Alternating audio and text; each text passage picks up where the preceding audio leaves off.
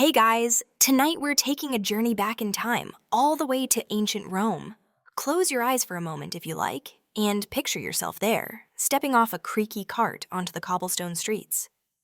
Imagine the cacophony of 1,000 different sounds, the clatter of wooden sandals, the distant roar from the Colosseum, the hawkers' cries selling everything from fresh fish to exotic spices. The smell hits you next. A complex symphony of wood smoke, sweat, unwashed bodies, freshly baked bread, and the ever-present, oddly sweet stench of the public latrines. It's a lot, isn't it? A truly overwhelming assault on the senses. You're definitely not in Kansas anymore, or, well, probably not even in a place that has plumbing that works quite as well as yours does right now. In fact, you probably wouldn't survive a week here without a serious culture shock and a few questionable health decisions. So before you get comfortable, take a moment to like the video and subscribe, but only if you genuinely enjoy what I do here. And if you're feeling chatty, let me know where you're tuning in from and what time it is for you. It's always wild to think about everyone listening in from all over the world. Now, dim the lights, maybe turn on a fan for that soft background hum, and let's ease into tonight's journey together. You're here, in Rome, and the sun is just beginning to peek over the 7 hills, painting the sky in hues of orange and soft pink. The city is stirring, a giant organism slowly awakening. Even at this early hour, the streets are far from empty. There are porters already hauling amphorae filled with wine, water, or olive oil, their grunts echoing in the narrow alleyways. You might see a baker, his face dusted with flour, rushing to open his stall. The aroma of warm bread already drifting tantalizingly on the cool morning air. This isn't the quiet, stately Rome of textbooks and pristine ruins. This is the living, breathing, incredibly messy Rome of everyday people. The sheer density of the population is striking. Imagine living cheek by jowl with thousands upon thousands of others, where your personal space is less a concept and more a fleeting fantasy. The main streets, even at dawn, are a jumble of carts, pedestrians, and the occasional sedan chair carrying some wealthy patrician who probably looks incredibly annoyed that their morning commute isn't quite as smooth as they'd like. It's a bit like a perpetual rush hour, but with fewer traffic lights and significantly more toga-related wardrobe malfunctions. One of the first things you'd notice, especially if you hailed from a quieter, more rural existence, is the constant noise.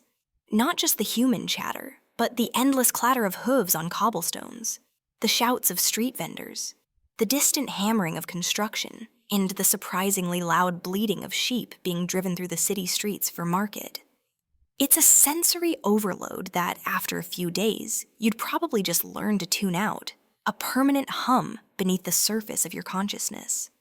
Historians still argue whether the Romans found this level of constant urban noise stimulating or utterly maddening.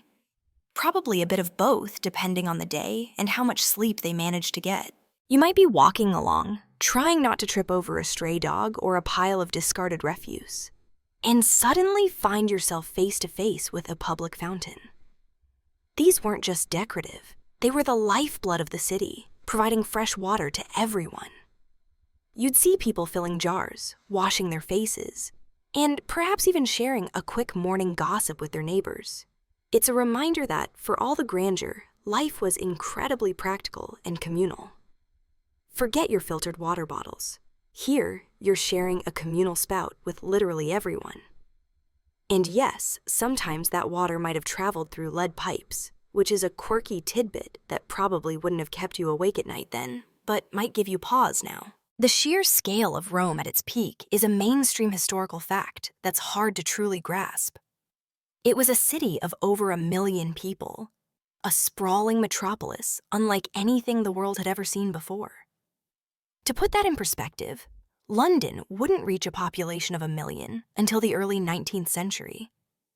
So you're in the original megacity, a place that drew people from every corner of its vast empire, creating an incredible melting pot of cultures, languages, and ideas. You might hear snatches of Greek, Egyptian, Gallic, or Syrian dialects as you navigate the crowds, a living testament to Rome's incredible reach.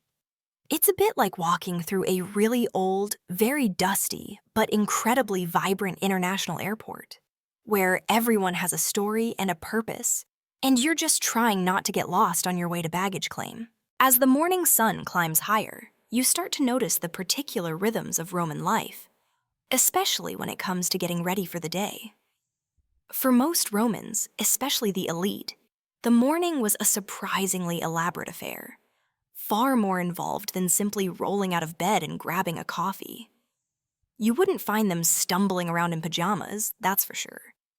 Instead, there was a whole sequence of rituals, from personal hygiene to dressing, that had to be observed. First up, the bathroom, or rather, the lack of a private one for many. If you were a wealthy Roman with a grand villa, you'd have a private latrine, perhaps even one with running water. Fancy. But if you lived in one of those towering apartment buildings, an insula, your morning relief probably involved a communal latrine down the street. Or, for the truly desperate, a chamber pot that would be emptied into the street. Yes, you heard that right. So, if you ever find yourself wishing for the good old days, just remember the Roman version of sanitation. It's a quirky tidbit that puts your modern plumbing into a very grateful perspective. After that invigorating start, it was time for personal ablutions. Rich or poor, hygiene was important, albeit practiced differently. Wealthy Romans had slaves who would attend to their every need, including bathing and anointing them with oils. You'd be scrubbed down, perhaps with a kind of strigil, a curved metal tool used to scrape off dirt and sweat after applying oil. It sounds a bit rough, like a very aggressive back scratcher, but it was effective. For the less fortunate, a trip to a public bath, even a smaller neighborhood one, might be part of their morning routine if they could afford the small fee. Or a quick splash at a public fountain would have to suffice. Historians still argue about the true effectiveness of Roman hygiene practices in preventing disease, given the general lack of understanding about germs. They certainly tried, though.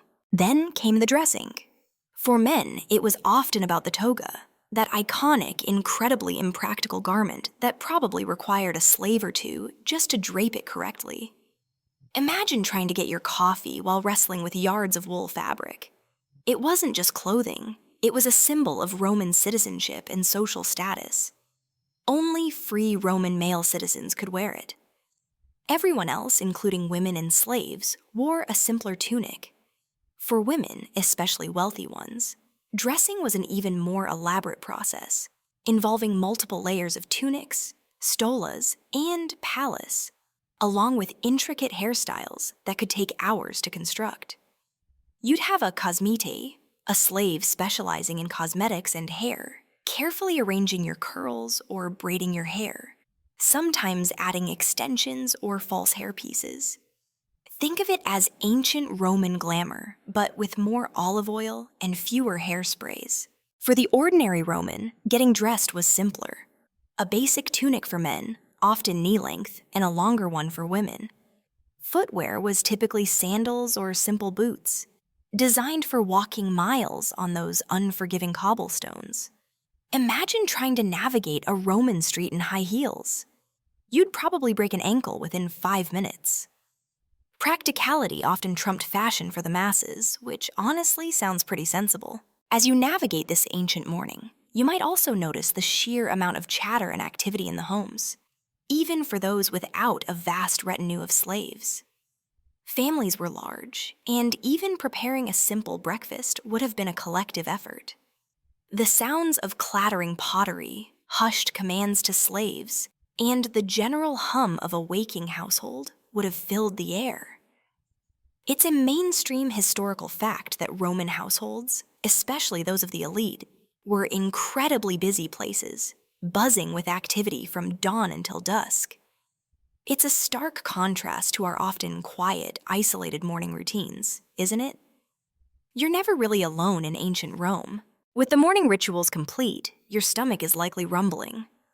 What did ancient Romans eat for breakfast? Well, don't expect a full English or a stack of pancakes. Roman breakfasts, known as ientaculum, were typically light and simple, a far cry from the lavish multi-course dinners you might associate with the Roman elite. For most people, it was about quick sustenance before starting the day's work. Imagine tearing off a hunk of bread, perhaps still warm from the baker's oven. Bread was the absolute staple of the Roman diet, consumed by rich and poor alike. It wasn't the soft, fluffy white bread you might be used to. More often, it was a coarser, denser loaf made from various grains. You might dip this bread in olive oil, a common practice, or perhaps a bit of salt. For a touch of sweetness, some Romans would drizzle honey over their bread. Think of it as an ancient, slightly less appealing version of toast and honey, but certainly functional. Sometimes breakfast would include a few olives, or perhaps some dates, offering a burst of natural sugar. If you were slightly better off, you might enjoy some cheese, probably a hard salty variety that could be preserved easily. Meat wasn't a common breakfast item for the average Roman. It was a more luxurious food, usually reserved for midday or evening meals, so no crispy bacon or breakfast sausages in your Roman morning. You'd be more likely to find a cold leftover from the night before if you were lucky. Washing it all down, you'd likely drink water, perhaps mixed with a little wine to make it safer to drink, especially if the water source wasn't entirely trustworthy.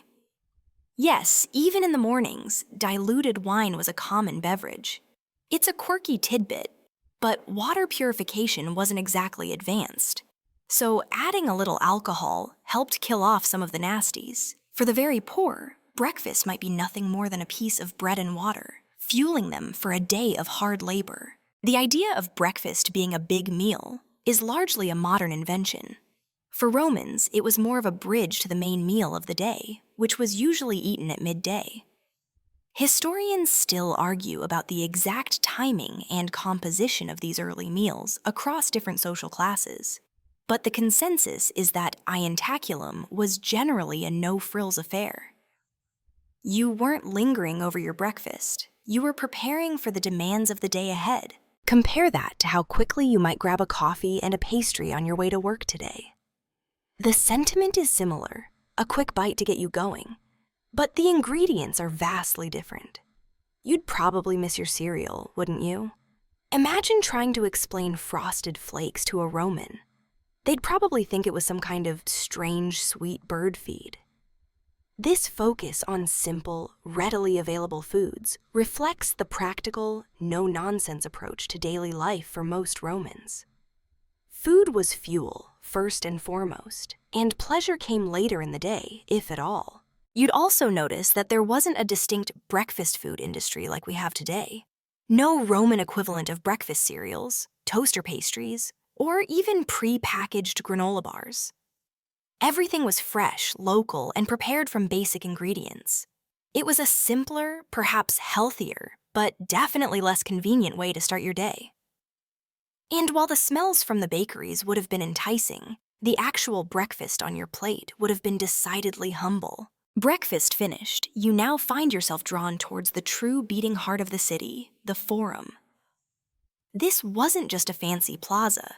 It was the central nervous system of ancient Rome.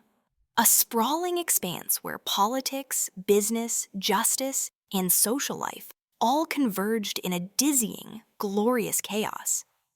Imagine a modern city square, a bustling marketplace, a courthouse, and a parliament building all rolled into one, and then crank the volume up to 11. As you approach, the sounds intensify.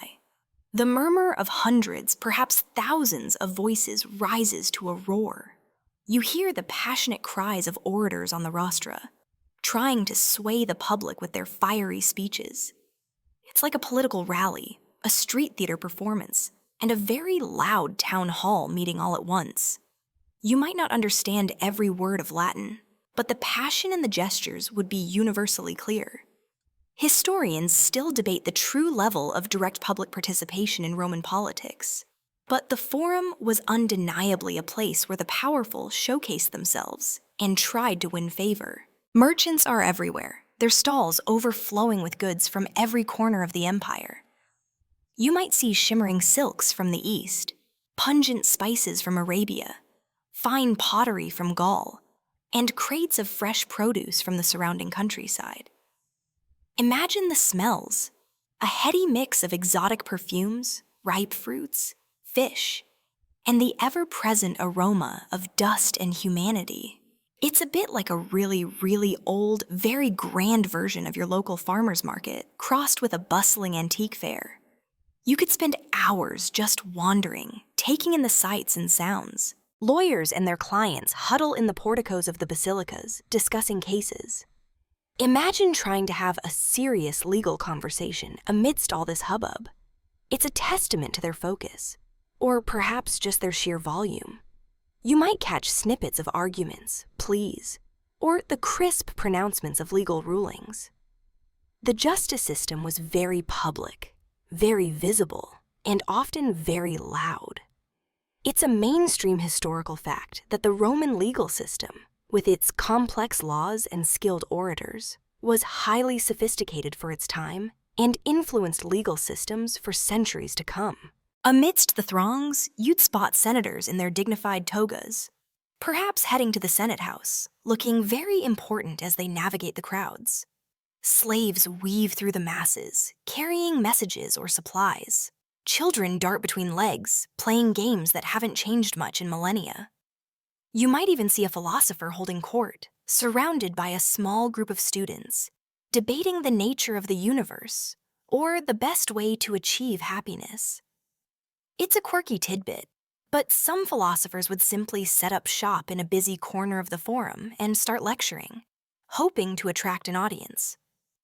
Think of it as ancient street performance art, but with more wisdom and less juggling. Navigating the forum is an exercise in gentle dodging.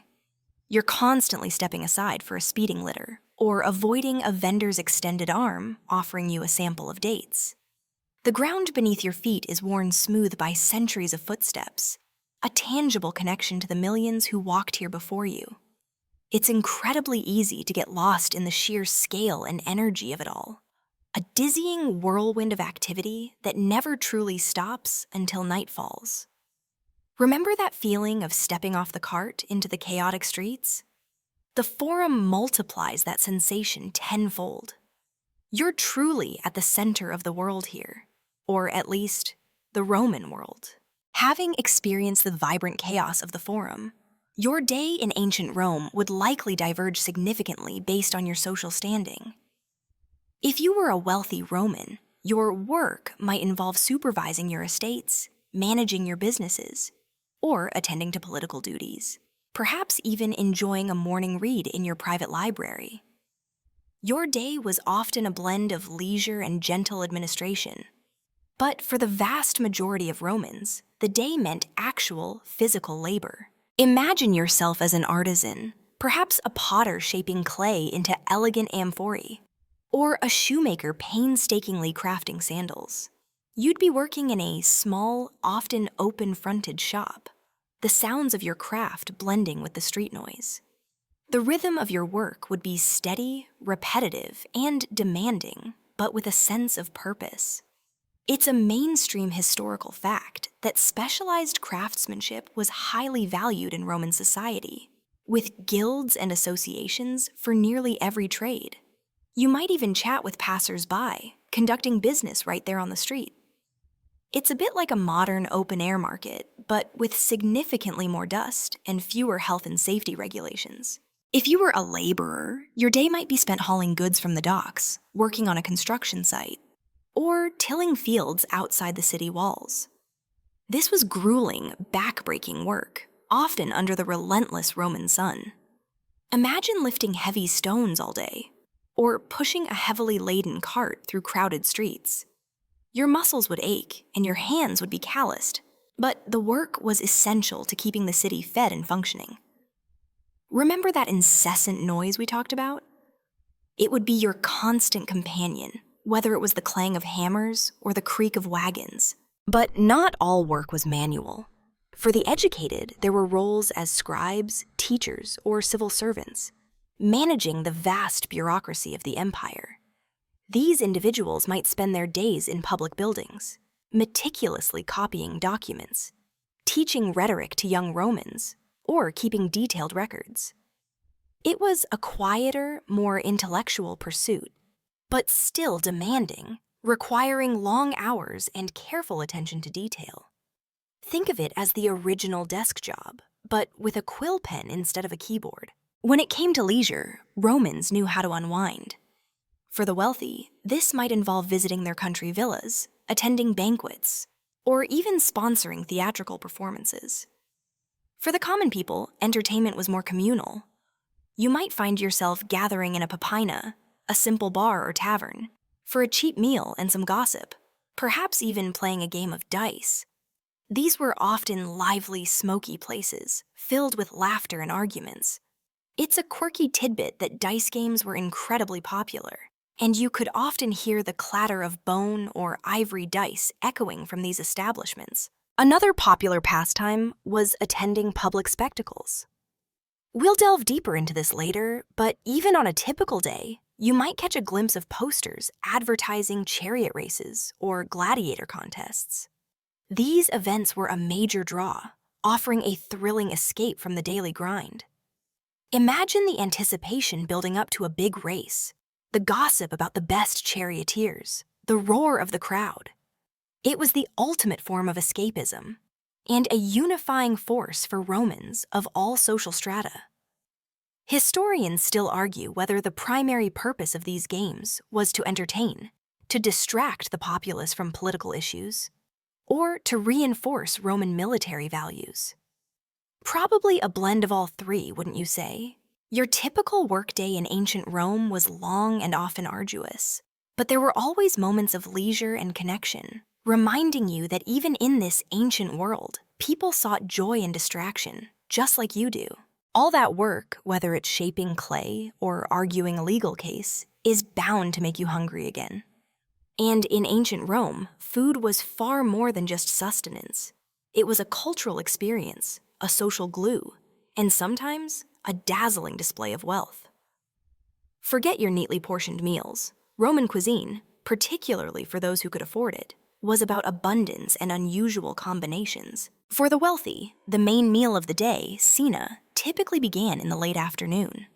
Imagine yourself reclining on a couch at a lavish banquet, draped in soft fabrics, surrounded by the murmur of conversation and the gentle strumming of a lyre. This wasn't a quick dinner. It could stretch for hours, featuring multiple courses. You'd be served by slaves who would bring out dishes ranging from familiar roasted meats like pork or chicken to far more exotic fare. This is where things get interesting. A quirky tidbit: Romans were known for enjoying dormice, often fattened in special pots, and served as a delicacy. Yes, tiny roasted rodents. Bet you haven't tried that for dinner recently. They might also serve peacock, flamingo tongues, or even stuffed parrot. The more unusual the animal, the more impressive the host. The cooking methods were often quite sophisticated for the time, involving elaborate sauces and seasonings. They loved garum, a fermented fish sauce, which was added to almost everything. Imagine a potent, salty, umami-rich condiment that was ubiquitous. Historians still argue about the exact taste profile of garum, but most agree it was incredibly pungent, and probably an acquired taste for modern palates. It's a mainstream historical fact that Roman banquets were elaborate affairs, designed not just to feed, but to impress and entertain. Think of it as ancient molecular gastronomy, but with fewer spherified olives and more actual olives. For the average Roman, however, meals were far simpler. You wouldn't be reclining on couches. Instead, you'd probably eat sitting on stools or benches in a small dining area within your home, or perhaps grab a quick bite from a street vendor. Your diet would be dominated by cereals, primarily in the form of bread, alongside vegetables like cabbage, lettuce, and onions. Legumes such as lentils and chickpeas were also common, providing essential protein. Meat would be a luxury, perhaps enjoyed only on festival days, or if you managed to catch a small bird or fish. Imagine yourself strolling past a Roman takeaway stall, a thermopolium. These were ubiquitous, serving hot food and drinks to those without cooking facilities, or the time to prepare their own meals. You might order a bowl of hot stew, some fried fish, or perhaps a simple bread and cheese combination. The air would be thick with the aroma of cooking food, mixed with the general smells of the street.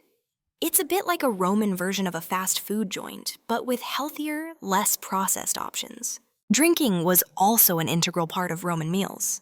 Wine, often diluted with water, was the preferred beverage for all social classes. For the wealthy, there would be amphorae of fine vintages from across the empire.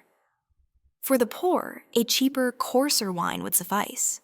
Water, of course, was always available, though as we've discussed, often mixed with a bit of wine to make it more palatable and safe. The Romans, it seems, were pretty serious about their vino, even at dinner. The focus on communal dining, even for simpler meals, is a striking contrast to many modern eating habits. Whether you were at a grand banquet or a humble tavern, eating was often a social affair, a chance to connect with family, friends, or fellow workers. It's a lovely thought, isn't it? Even if the dormice weren't exactly to your taste. After experiencing the culinary delights, or oddities, of Roman food, let's turn our attention to where all this eating and sleeping actually happened: the homes. Roman housing varied dramatically, telling a silent story of wealth, status, and daily life. You wouldn't find a single Roman house any more than you'd find a single modern house. It was a spectrum, from cramped multi-story tenements to sprawling luxurious villas. Imagine yourself as a wealthy patrician.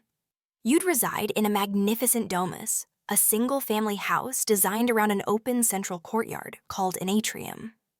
As you step inside, the noise of the street would immediately recede, replaced by a sense of calm and privacy.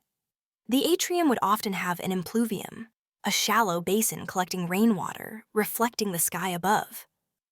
Around this open space, you'd find various rooms: bedrooms, cubicula, a formal dining room, triclinium, and perhaps a study, tablinum.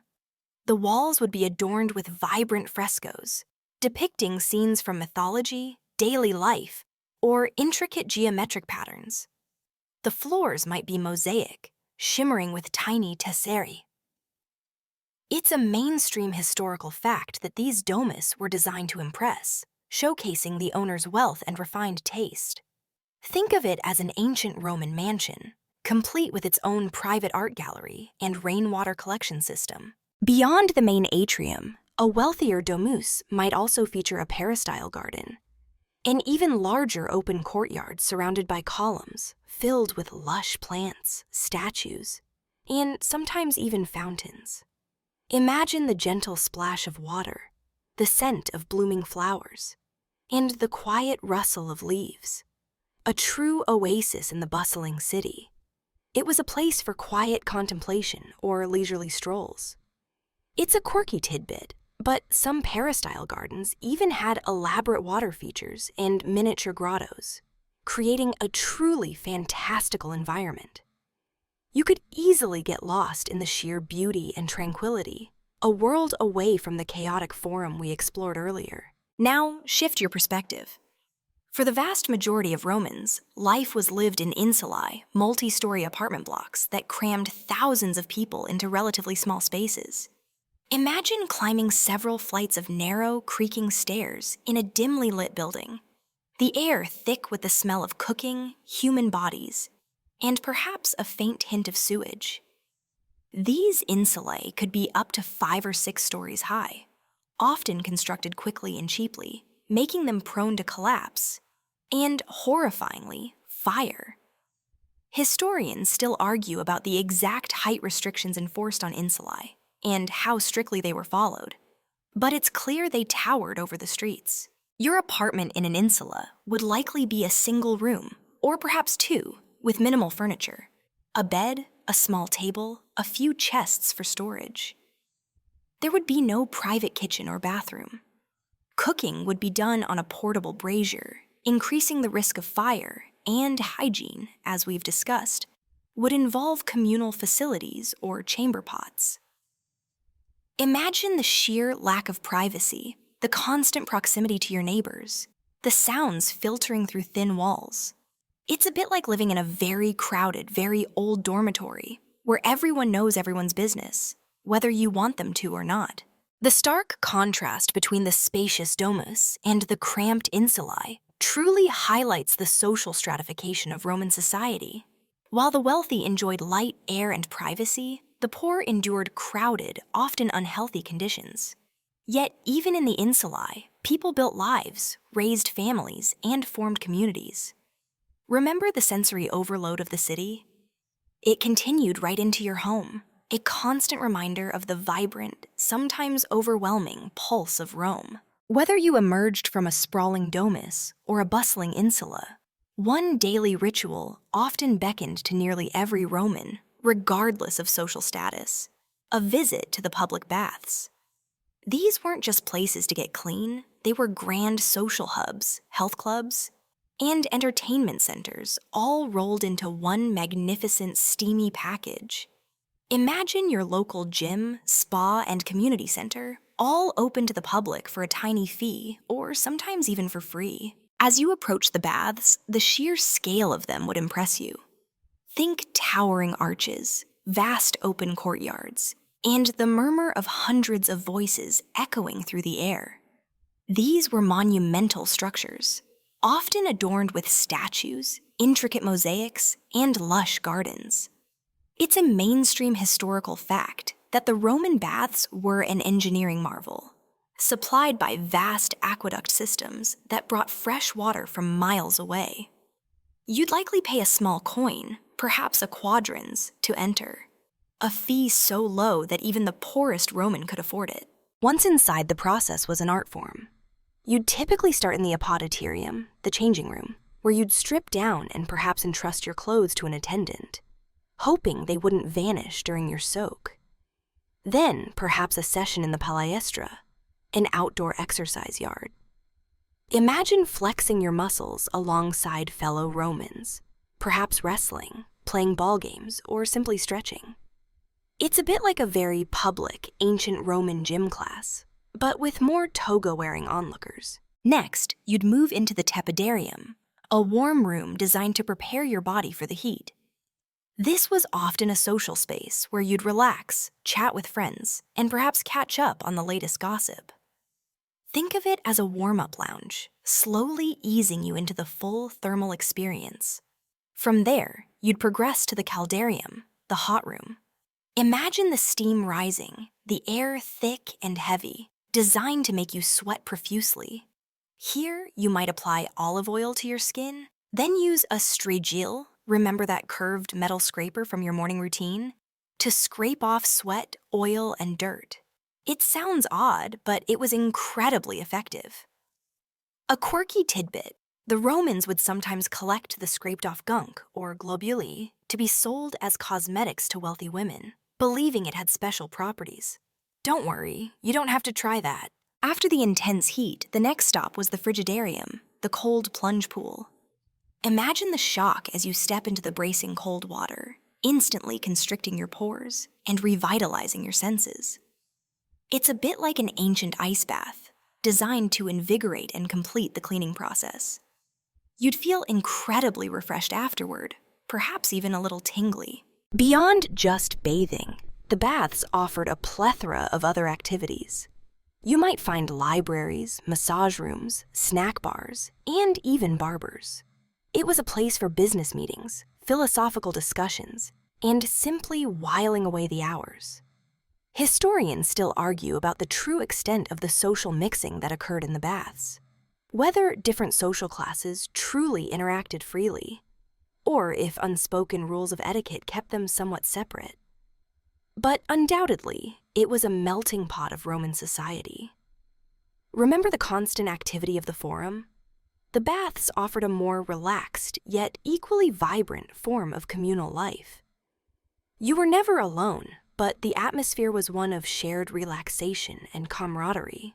Refreshed and clean from your bath, you might now feel the pull of Roman entertainment. a spectacle unlike anything you've ever witnessed. The Romans were masters of public spectacle, from thrilling chariot races that packed enormous circuses to the intense, often brutal, gladiatorial contests held in amphitheaters. These events were more than just games. They were deeply ingrained in Roman culture, offering both entertainment and a potent display of Roman power and civic pride. Imagine yourself entering the Circus Maximus, a colossal arena designed for chariot racing. The sheer scale of it is breathtaking, capable of holding hundreds of thousands of spectators. You'd find yourself jostling with a vast, excited crowd, the air electric with anticipation.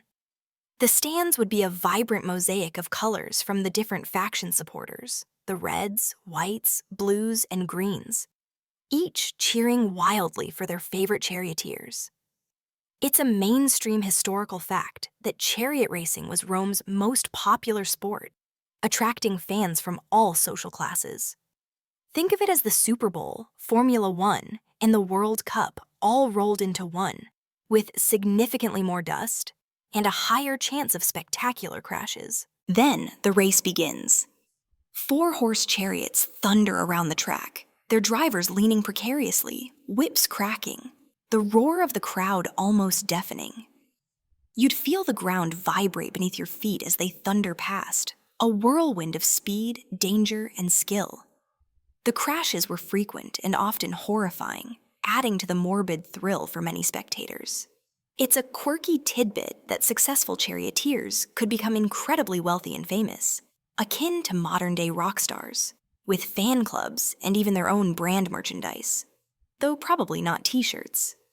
You might even find yourself placing a small wager on your favorite color, hoping for a bit of luck. But the most iconic and perhaps controversial form of Roman entertainment was the gladiatorial games, held in amphitheaters like the magnificent Colosseum. As you step inside, the sheer size and engineering genius of the Colosseum would awe you. The tiered seating rises dramatically around a central arena, a stark stage for life-or-death combat. The scent of dust and perhaps the faint metallic tang of blood from earlier events might hang in the air. Gladiators, often slaves or condemned criminals, trained rigorously for these contests. They fought with various weapons and armor, embodying different fighting styles. The tension would be palpable as two figures faced off, their lives hanging in the balance, decided often by the whims of the crowd or the emperor.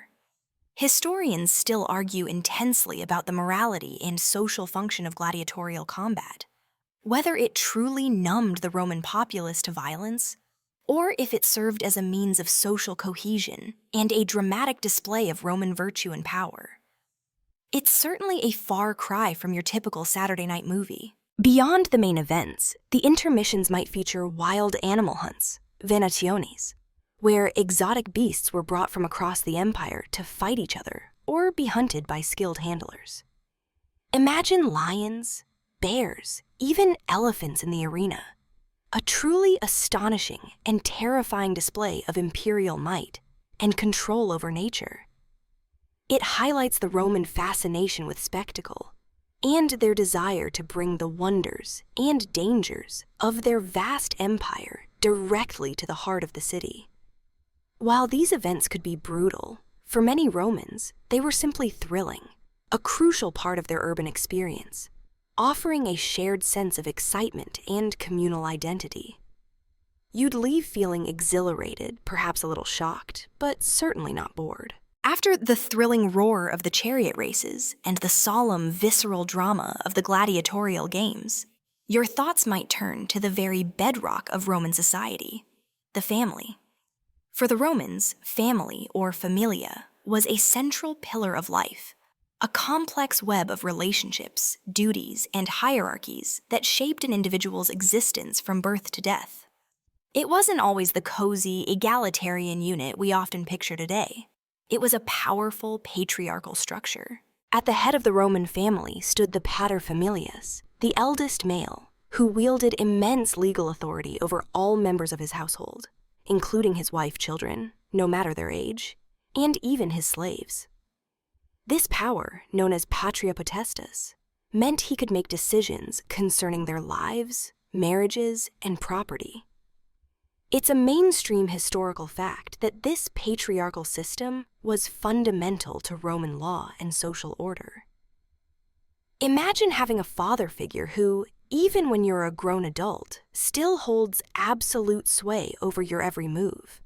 It's a bit like a permanent, legally binding parental advisory committee, but with significantly more ancient gravitas. Women, particularly upper-class women, held a unique, somewhat paradoxical position. While they were legally subject to their paterfamilias or husband, they often exercised considerable influence within the home and, sometimes, even in public life, through their male relatives. They managed the household, supervised slaves, and were responsible for the moral upbringing of their children. Imagine a Roman matron commanding her household with quiet authority, her subtle influence shaping the destiny of future senators or emperors. It's a quirky tidbit that wealthy Roman women could own property and conduct business, giving them a degree of economic independence unusual for women in many ancient societies. Children were, of course, an essential part of the Roman family, ensuring the continuation of the family line and traditions. From birth, their lives were carefully structured. Infants were swaddled and cared for by mothers or wet nurses. As they grew, boys and girls often played together with toys like dolls, miniature chariots, or balls, much like children today. The importance of children, especially male heirs, to continue the family name was paramount. Historians still argue about the true emotional bonds within Roman families, whether the emphasis on duty and authority overshadowed genuine affection, or if love blossomed despite the rigid social structures. It was likely a complex mix. Slaves were also considered part of the familia, though their lives were vastly different. They performed a wide range of tasks, from domestic chores and agricultural labor to highly skilled professions like teaching or managing businesses. Their treatment varied greatly depending on their owner and their specific role. Some could even earn their freedom, becoming freedmen and sometimes rising to positions of considerable wealth and influence. Remember the constant activity within Roman homes? Much of that was due to the labor of slaves, quietly ensuring the smooth running of the household. The Roman concept of family extended beyond the nuclear unit, encompassing wider kin groups, clients, and even adopted members, all bound by ties of duty, patronage, and loyalty. It was a strong, resilient framework that provided support and identity in a complex world. You were never truly alone in Roman society. You were always part of a larger family unit with all the responsibilities and protections that entailed. It's a reminder that even in an ancient world, the fundamental human need for belonging and connection was as strong as it is today.